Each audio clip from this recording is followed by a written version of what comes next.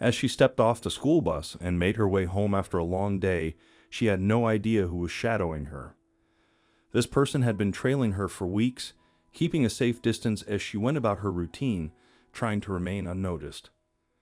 Little did he know the hunter was about to become the hunted. The world outside can be frightening. Real monsters walk among us, and their sinister intentions often remain hidden until it's too late. Most people strive to do good, working hard to build the lives they want for themselves and their families. Yet, danger can be lurking just around the corner. No matter how safe life seems, real evil can hide in virtually any gap or crevice. Threats are not always discernible, and wolves can often appear as sheep. Then what can you do to save your loved ones and yourself from evil? This story educates us. You don't have to get ready if you stay prepared. The setting of this story is not considered very threatening. Mostly, families live in this suburban region. Locals only learn about major crime from the media.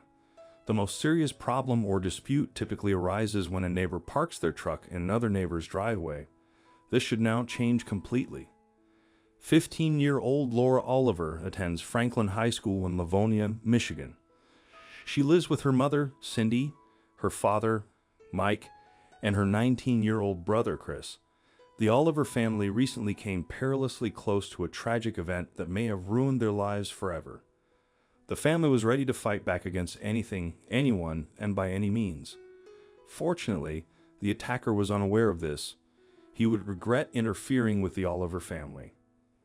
Everyone who knows Laura, who recently graduated from 10th grade, describes her as a cheerful girl. This includes everyone from neighbors to teachers and students at her school. Still, she faced a challenge to her peaceful life. It was someone she knew personally. She knew that Roderick Roberts, the clerk at the nearby bakery where she occasionally shopped, had a secret crush on her. If he had kept his crazy obsession to himself, this situation wouldn't be so serious. No one was aware that he was sick. He arranged 2 weeks without her knowledge prior to the incident. He discovered her social networking sites in the high school she attended. It didn't take long for him to spot her apartment. After the event, police uncovered CCTV evidence suggesting Roberts was pacing Laura's neighborhood. The worst part wasn't even that. The video showed Roberts occasionally standing outside Laura's house, staying there for hours while looking through the windows at what was happening inside. In hindsight, it's obvious what he was doing. Gathering information about the family's habits and routines in preparation for the horrific act he was about to commit.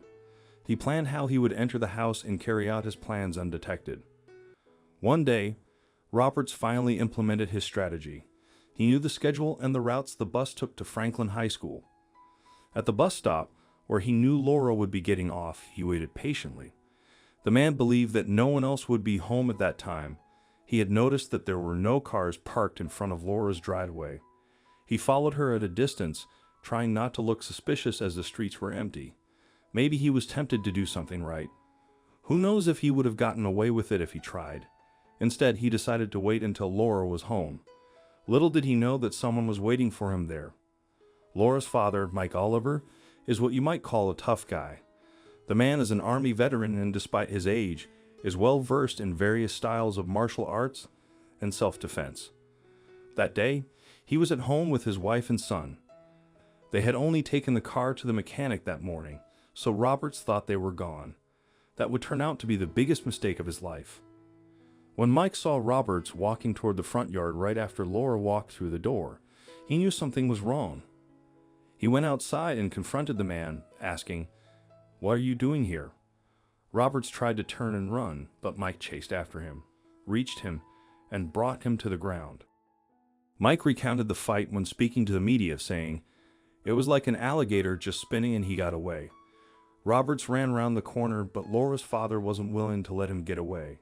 He quickly called the neighbor next door, told him what had happened, and asked about his truck. He then chased Roberts around the neighborhood while his son Chris called 911. A short time later, a group of police officers arrived at the scene and took Roberts into custody. As of now, he is awaiting trial while Laura is safe and healthy. "He could have been lying there on the floor today," Oliver remarked, pointing to Roberts. It could have turned out so much worse for him. But this isn't about being right. It's about doing what's right, the Army veteran emphasized. To safeguard the privacy of those involved, some names, locations, and identifying details have been altered, and these elements are products of the author's imagination. Any similarity to real events, places, or individuals, whether living or deceased, is purely coincidental.